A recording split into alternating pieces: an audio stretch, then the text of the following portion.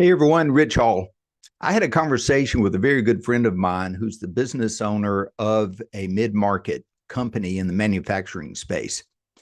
Went through a fantastic exit for him and his family. And afterwards, we sat down for a conversation and I asked him, what do you think was the number one move that brought you the most success? And he said, Rich, without a doubt, it was hiring a process optimization and documentation expert. When we sat down at the deal table and we were able to show how much of our processes were documented, how efficient they were, it really increased the value of our company. So I've got a video here that I did with Michelle Kimbro, who is a process optimization expert. And I highly recommend you take a look at it. It's a little bit long, but listen to what she says and how valuable it can be for your exit planning process.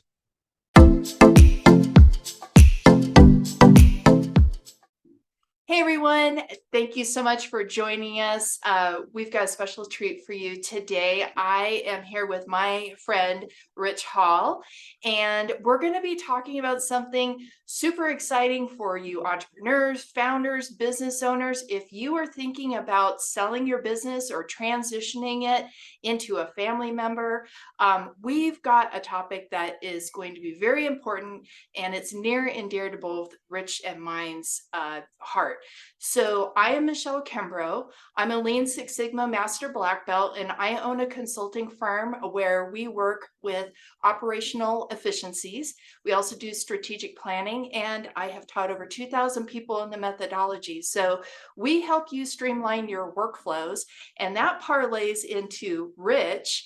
And I will let you introduce yourself, and then we're going to jump right into the meat of the topic. Well, hey, Michelle, thank you again for having me and looking forward to having a great conversation.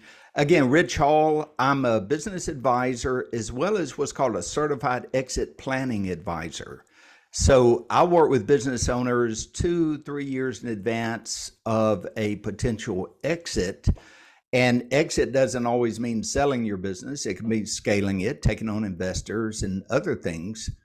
But what we do is we make sure that the business is ready and prepared so that when you, the business owner, are looking to do something significant with your business, some form of transition, that the business is ready and you're ready. So looking forward to it, Michelle. Let's get to it.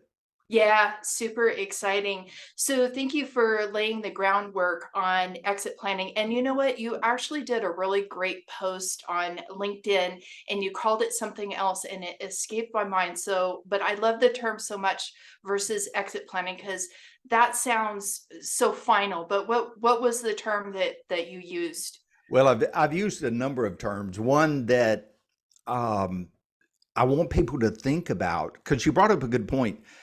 When people hear the words exit planning, exit comes across as binary, keep it or sell it. I'm going to exit out.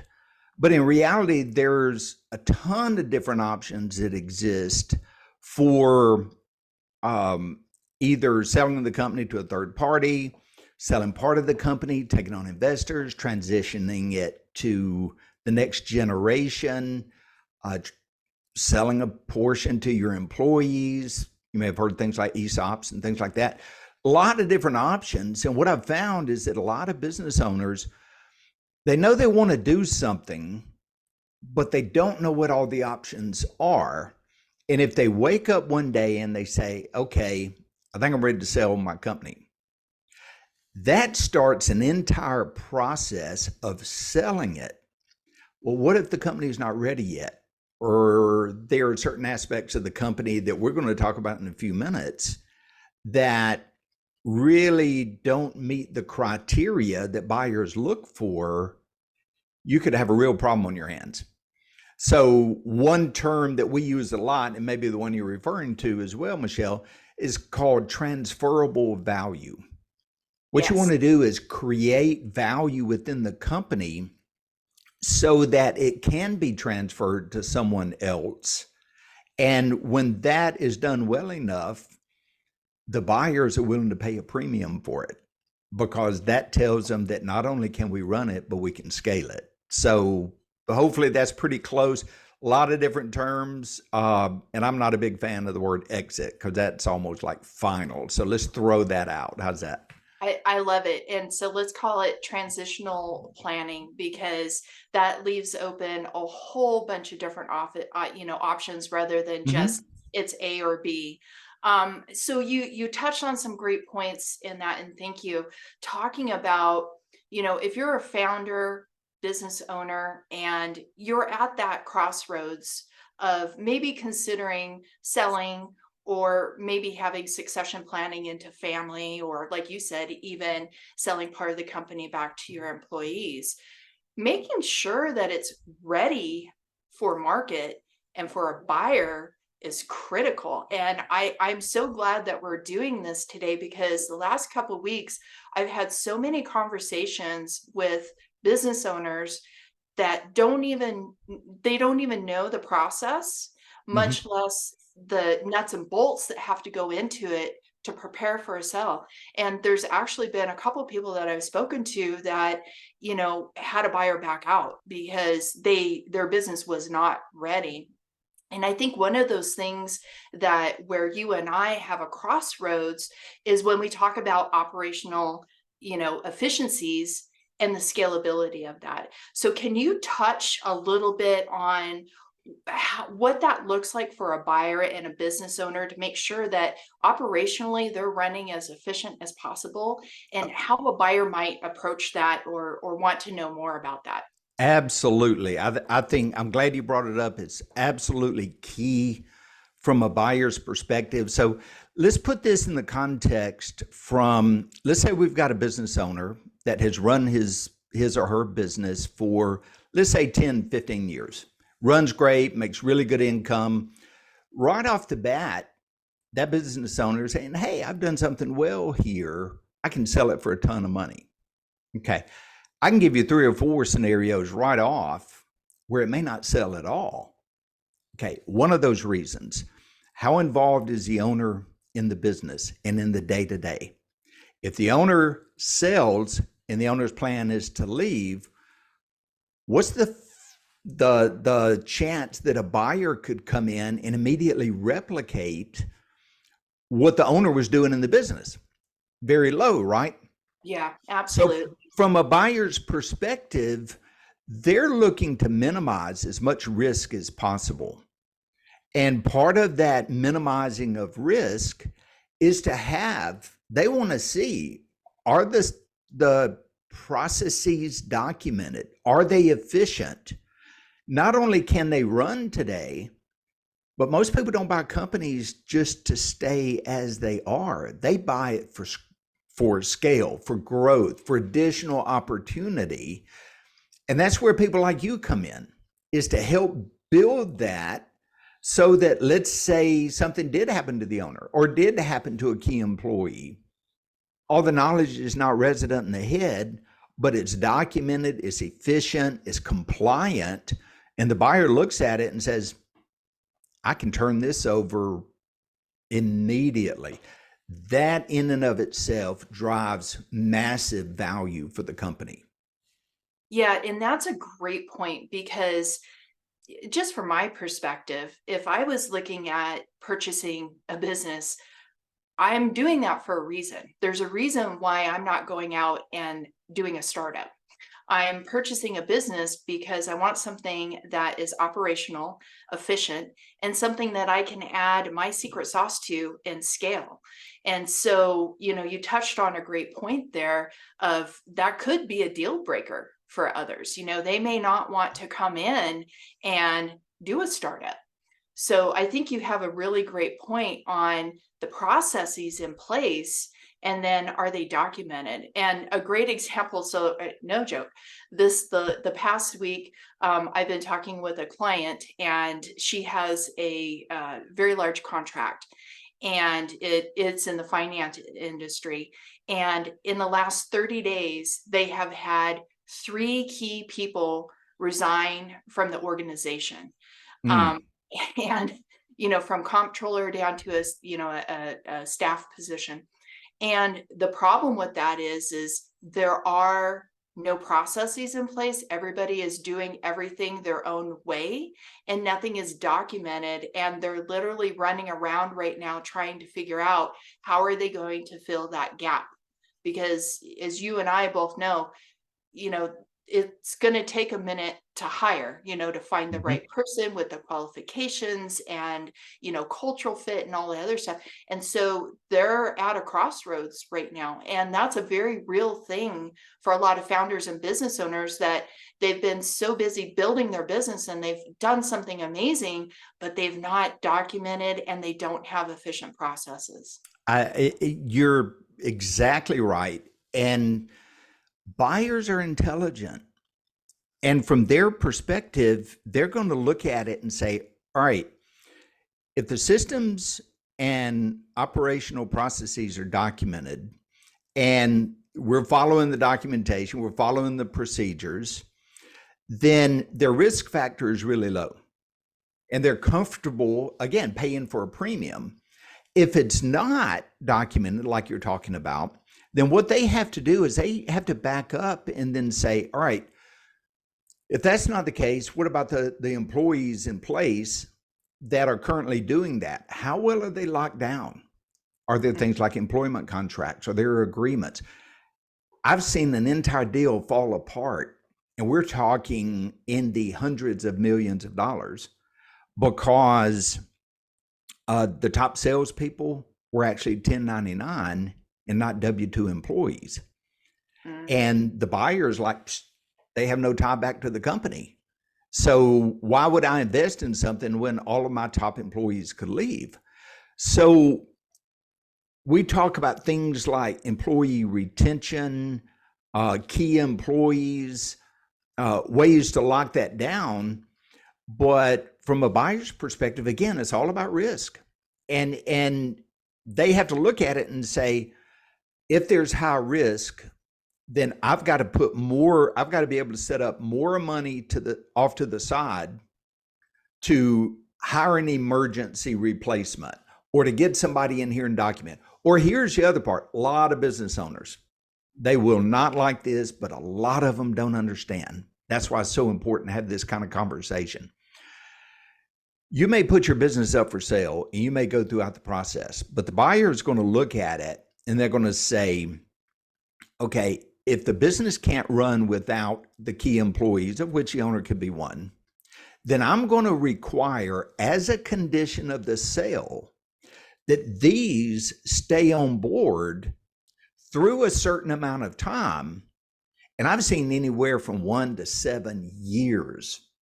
Wow. Okay, that they've got to stay on board to get the money that was put on the table to buy their business. So let's put it in real terms. Let's say that let's put in $20 million company. All right. And the owner is thinking, oh yeah, baby, I'm going to walk away. I'm going to get my 20 and I'm out of here. You may agree on a $20 million price, but the way the deal is structured may say, all right, I'll give you 8 up front, and then we're going to have the other 12 incremented out quarterly over the next 3 to 4 years. That's a long time. It is, but here's the other part. They'll also structure in their conditions that says, hey, you sold me this company expecting a certain amount of growth, certain amount of profitability, all of the above. If it doesn't hit that as you promised, I no longer have to pay you that amount. Well, let's say they haven't engaged somebody like you, Michelle. They don't have the systems, process, document. They don't have the key employees taken care of. They don't have all of that in place. Within the first 6 months, it doesn't perform. Guess what? That $20 million that you thought you were getting, you're going to walk away with 6. This is real. This is how this stuff works. So again, the importance of you and I talking through these real life scenarios are things that a business owner should justify the investment to solidify these type systems, processes, documentation, etc. Because if they don't, this type scenario is very real, and I've seen it. Yeah, and selling a business, buying a business is a little bit different than buying a house or a car. Especially when you're dealing with, hundreds of millions of dollars, like what you just alluded to. There are so many different conditions, performance conditions that are put in there. And, with my experience, if you don't have the systems and processes in place, you're not running efficiently and you don't have capacity to grow. And shoot, you may even be losing customers because your customers might be frustrated. It's taking too long or there's too many errors. And definitely your employees are suffering if you have bad processes too. And I think everybody at one point in their life has had a job where you know how to do the work because the way that you're doing it now or was trained or showed, nobody knows how that process came about. Maybe it just organically happened because somebody had to build something, and it's just full of errors and bottlenecks and waiting. And so if you're in a situation where you're going to sell your business and you're in something like that and your customers could be compromised and leave, or your employees are compromised and could leave because they're frustrated, it's not a good situation, definitely if you're negotiating at the table. Absolutely. I'm glad you brought it up, and I hope the listeners take it to heart because these are the real things that come up that buyers look for, and they'll either structure a deal that protects them and their risk, or they'll walk away. And imagine spending a ton of money. This company is your life work, and you get all the way to the final negotiations, and then you go into, people have heard the term, you go into what's called due diligence, and they're like, all right, show me your processes, show me your documentation. I want to see your financials. I want to see how repeatable some of this stuff. Let's talk about your employees. Let's talk about your customers. Let's talk about your suppliers. All this thing comes up and they want to get in detail. And if they're seeing that, well, wait a minute, you're already maxed out, you're at capacity, and it's all reliant upon these particular employees who are not locked down. And the buyer's like, Uncle, I'm out of here. I walk. I hate for that to happen. I've seen it before, and I hope anyone that's listening to this takes a deep breath, goes back and looks at their business and says, we're either in great shape or maybe we need to do something about it. Yeah, and you know what? That's really good. So this could just be, a checkpoint for business owners or founders. You know, do you have systems and processes in place? And I like what you touched on. Are they repeatable? Because you can Mhm. have processes and systems in place, but if they're not repeatable, then they're probably not that great. And so having all of that documented, and I think this is a lot of meat for business owners to go back and reflect on their business and do a little assessment. Do they have these things in place? Are they efficient? Are they able to scale? Do they have the capacity to scale? Mhm. And I like what you said earlier about buyers walking away from the table when they see that there aren't standard operating procedures or standard of work documented, and everything is retained with the owner. And I've been an entrepreneur most of my life, I know you have, and we like our babies, and we like to hold on to all that information ourselves because we built it, we nurtured it, and now we're going to sell it. But it's a pain point because all of that historical and tribal knowledge leaves with that founder. And like we said earlier, the new person that's coming in or is looking at acquiring that business is acquiring a startup.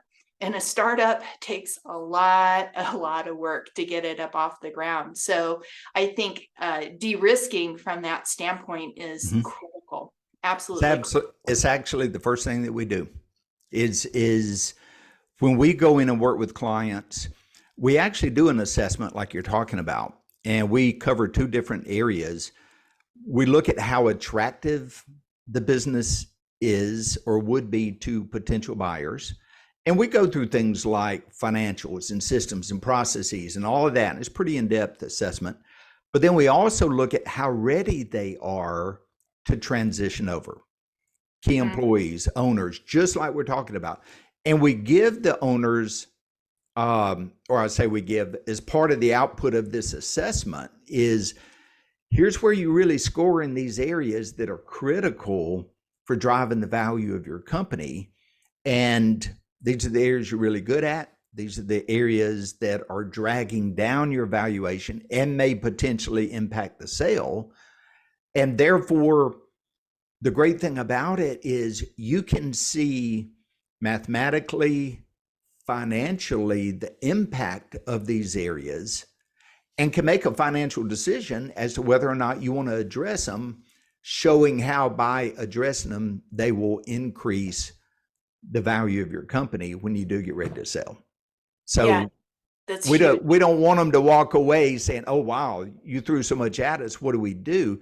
There's ways out there to do that. We could certainly have further conversations and maybe another fireside chat. You and I can talk about things like that. Yeah. Yeah, no, I think that's great.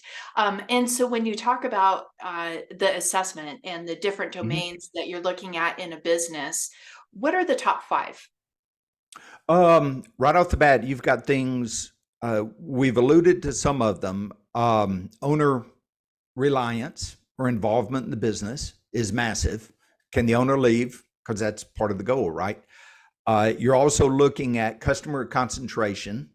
So, what percentage of your revenue is coming from um, your top X number of percent of customers? Okay. If they're all combined within 3, 4 customers and say you've got a greater than 25 to 50% concentration there, that's risk. There's where we go to de-risk. There's ways around it of how to fix that and to address it. You also look at things, I think we're going to touch on it a little bit, supply chain. What are you what do you depend on outside of your company to produce the product or service that you have? Are you going through one or maybe two suppliers to get that? How does that work? We also talk about things like strength of leadership team. If you're not going to be there, business owner, have you got a strong team that can hit the ground running and keep it running, whether you're there or not? Um, so, I mean, these are all, I think we hit 4 or 5 or 6 or whatever, but these are some of the top areas and the kind of things that we go a little bit deeper in. One thing I will share with you, the very first thing, like you said, is that we look at what are the top risk factors. And some of those, again, employees, do you have them locked down and all that kind of stuff. But one of the others that's really important is what are the personal and financial goals that the business owner has in the first place? So that way we're looking at it to say, all right, what do you really want to accomplish? Because there's different ways that we can package and do things to make sure that that happens. But I think looking at it holistically, like we're talking about, and then coming up with this assessment, you really have a great picture that says, okay, here's where we're at. Not unlike the first time you used the selling your home analogy. Not unlike the first time when the realtor comes in, right? They're like, oh man, your carpet's bad. You got to upgrade this. You got to put on new coat of paint. Oh, guess what? The ladies are not going to like your kitchen or your bathroom. So you've got to clean all of that up. Okay, much bigger scale and etc. But concepts are real because the buyers are educated. They've got a person on their end. They got a realtor on their end. They've looked at comps. So, how you evaluate a company, most business owners don't know how that works. And so if you know how businesses are evaluated, what makes them look attractive and ready today, but also big thing, scalability. I'm not buying it for what it's at today. What if it's max capacity? I want to make sure that your systems and your processes can grow and scale. Otherwise, why am I doing this? So all of this we're talking about, spot on, fantastic. Yeah, no, and those are all really good points, and I want to hit on the supply chain for a little Mhm. bit.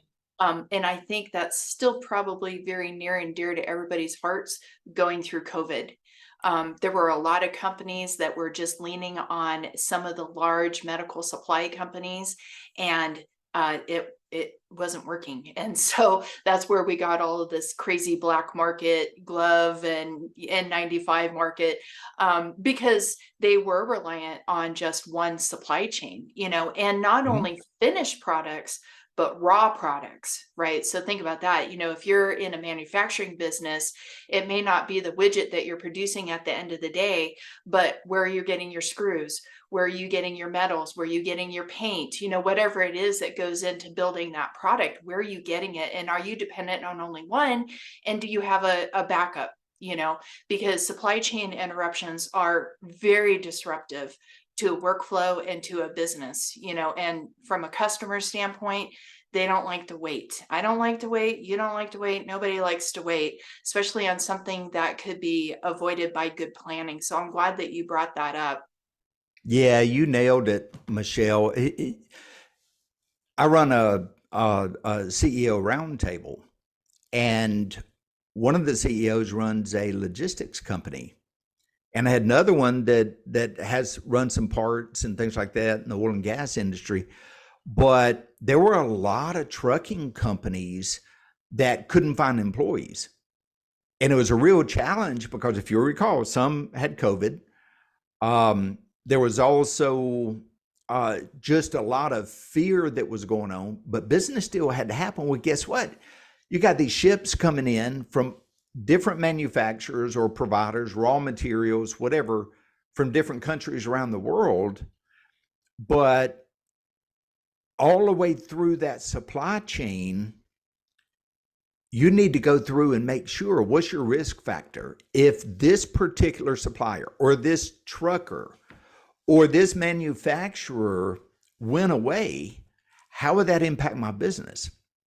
And I think through COVID, what it taught us is we need to expect the unexpected and plan for it because who knows what may come up next. And entire businesses have been put under just like that because of something that was unexpected. That's where, again, I like a lot of your risk assessment that you do is because you'll go and I wish you'd share some more with the listeners because you'll go in and help them identify those areas, right? Yeah, absolutely. And that's a great segue into that. So part of having your processes and systems documented is a risk mitigation strategy. So it's a little bit different than maybe a financial strategy, although that goes in there. But looking at things like supply chain and what if key employees call off or sick or quit, any one of those things that go into that regulatory compliance. What if something with, if you're in that sort of industry, a regulatory compliance changes, what's your risk mitigation factor so that you don't skip a beat in your operations. And so part of what we do is we call it a failure effects mean analysis. And we go through every single process that is in the business. And we look at what are the potential failure points, and then we look at what's the risk mitigation strategy. And some of them may be as simple as, we have an insurance policy for that, right, like an Mm-hmm. E&O or something like that. But you assign, a risk priority number, an occurrence if it's ever happened in the business, and the severity. So if X happened, is it going to 100% cripple your business, or is it maybe just a very low risk, but something that you need to be aware of in case we have one of those who know events again? So, using something like that is really beneficial in documenting, where those points are, because there may be things going on that the business owner is not aware of, or where those fail points are. And so Man, I'm it's, so glad you brought that up because there's a lot of part of our process when we go in and assess a company is we do ask around the regulatory and compliance areas. And it's sort of like, here's an example. It's sort of like maybe it's a rough example, but culture.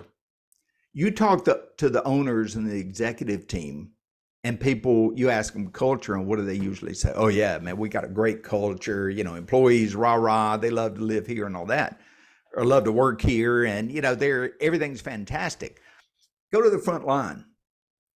And here's the thing, try it sometime, some of the audience. Go to the front line employees and ask them the question a little bit different way. Ask them, what does it take to be successful here at this company? And if those two don't align, you've got a problem, right? If the employee is like, you got to work 20 hours a day, you got to be on call on the weekends, man, even when you come in on the weekends, nobody cares, they don't like it. Hey, that's your real culture. Okay, let's flip it over into compliance. You talk to the leadership team or the owner, it's like, oh yeah, man, we're fully compliant. We've got this, we're, et cetera, et cetera. Go talk to the front line. And they're like, man, we stopped doing that years ago. This is what we do because it takes up too much time and et cetera. And imagine if that's a scenario, they hadn't brought in somebody like you to validate. And then what ends up happening? The buyer turns around and they start getting in due diligence. They turn around and hire somebody like you to come in and say, I need to better understand how compliant they are with, government regulations, insurances, you name it. Imagine if those two didn't align. So, I mean, that's the kind of stuff that comes up in this exit planning we're talking about, because imagine getting to that last mile and then find out that all of this didn't work and wasn't happening. Yeah, and I'm so glad that you brought that up because, as a leader and an executive and an owner of a company, it's important that you understand what's going on at the front line. Doesn't mean you have to be down there micromanaging, but like you said, go and talk to them and find out what's going on. It's best that you do that yourself than a buyer comes in and during due diligence, or they're just walking the shop floor and talking to people and now they get a different story. It kind of leaves a bad taste in your mouth. Like you can see the disconnect. And so I'm so glad that you brought that up because it's huge. And regulatory compliance, my background is heavy in healthcare, and that is a highly regulated area. And there are so many things that can go wrong, from supplies, from care, from quality measures, from reimbursement, from health plans, denials of claims. And there's just so many deficiencies that can happen. You have to be on top of that. And I know that there's many, many other, industries that deal with regulatory things, EPA and, government, state requirements may be different than federal, and local county or city may be different again. And being an owner, maybe you're not aware of those things. And so again, I think your assessment and having the conversations and stepping back and looking at your operations to see how you are, even if you're not thinking about selling, I think it's a good exercise to go through and say, hey, what's my risk here? Because at the end of the day, you're the responsible person that has to bear that. And so I think having these learnings, because they're not failures. There's no failures here. There's just opportunity for learnings and improving. I think it's a good exercise for everybody to go through, and we do call that continuous improvement, by the way. Every day, every day to be looking at how you do your work and is there a way to optimize or do it better? Yeah, I could not agree further. It's part of the reason I hate the term exit. Because what we're talking about is just good business sense. It's just the way you ought to be running your company and preparing for that opportunity. Because think about this, and business owners that may be listening to this recording, how many times have you gotten a phone call from somebody that says, hey, I'd like to buy your business? Now, what they're doing is they're shopping. They may have people out there that are actually looking to buy businesses. What if you're not ready? What if you hadn't done the things that we're talking about and it was an offer of a lifetime? How in the world could you pass it up? The worst thing, and I'd say you think that's bad. Let me tell you what the worst thing is. The worst thing is if you do go down the whole selling process and you've hired all these attorneys, You've hired all these resources, the M&A people, and et cetera. It's too late at that point to do the stuff that you and I do, Michelle. At that point, you're in the sales process, like I talked about. To get all the way, spend all of that money thinking this is the offer and the dream of a lifetime, only to have it exposed. And then everybody walks away and you're done. That's Yeah, worse than not knowing about it at all, because now you spent all of that money for something that didn't or won't happen. agreed. And that time and money is lost. And Yeah. I mean, that's a punch in the gut, right? Yes, It's absolutely. a punch in the gut there. Anything else? Because we're coming up on 30 minutes and I want to be respectful of your time. So any further thoughts that you'd like to add? I think we've covered a lot. What I would offer is if this is of value to the listeners, put a note in the comments. Send us a note. We'll have our contact information as well. Michelle and I would love to get back together and have some more of these chats where we're talking about real life scenarios that may be impacting the listeners. That's fun because I believe both of our goal is to help business owners really maximize the value and the options and the capabilities of their business. Yeah, 100%, 100%. And we can be on a mission to serve 10 million business owners in our lifetime. Amen. Agreed. Because if we have efficient businesses and we have efficient lives, then that just makes our community and the world that much better. And Yes. especially if you're in an industry like healthcare or manufacturing, something that's serving, the community and population. I think those are really, really, like, you owe it Mhm. as a business owner to be your best, for the world. So if we can be a part of that, then I think that would be amazing. So yeah, super. This has been great. Again, like Rich said, please, give us some feedback. And if there's some topics around either performance improvement, strategic planning, transitional planning, risk mitigation, we barely touched on the financial stuff, but if there's anything in that domain, culture, what else, Rich? Employee retention. I'm thinking Yeah, HR stuff. leadership, even things like business, how our business is valuated today. A lot of business owners don't even know how that works for their own business. We could talk about things like that. Yeah, so anything like that or outside, just please put a message in the comments, send us an email. We'll make sure that we have that contact information for you. But Rich, thank you so much for your time and your knowledge. You're just a super wealth of knowledge, and I'm excited to do more of these with you. My pleasure. It's all mine. Enjoyed it, Michelle, and looking forward to the next one. Awesome. I will speak to you soon. Bye, everybody.